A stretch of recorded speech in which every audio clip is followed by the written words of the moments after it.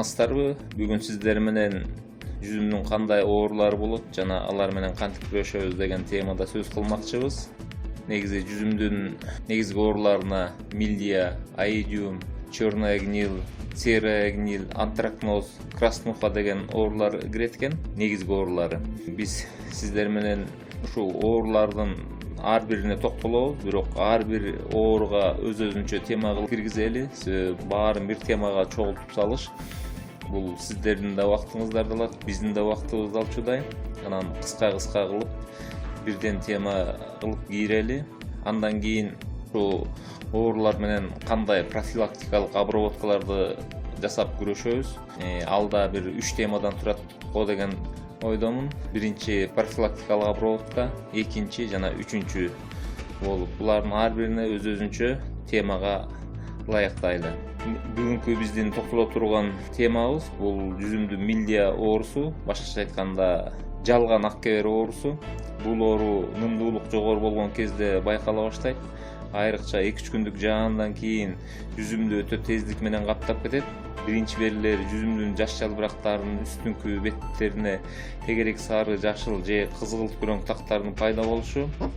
Ал эми жалбырактын астында ачык күрөң кебер сыяктуу тактардын пайда болушу, чоң жалбырактардын астында мозаикалуу сүрөттөрдүн пайда болушу мына ушул оорулардын белгилери болуп эсептелинет экен.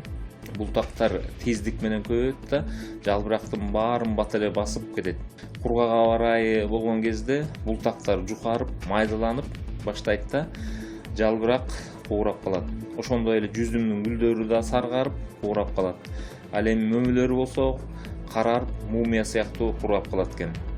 Бул оору менен кантип күрөшөбүз? Оору түшкөн жалбырактарда кыштайт экен. Ошондуктан күз келгенде жалбырактар түшкөндө жүзүмдүн жалбырактарын баарын чогултуп, аны өрттөшүбүз керек экен. Муну кыкка кошуп чириткенге болбойт экен, себеби бул оору козгарындар пайда кылгандыктан кыкта булар кайра жазга даярданып көбөйүп калышы мүмкүн да. Ошондуктан жалбырак түшкөндө эле сразу өрттөп жиберет экенбиз.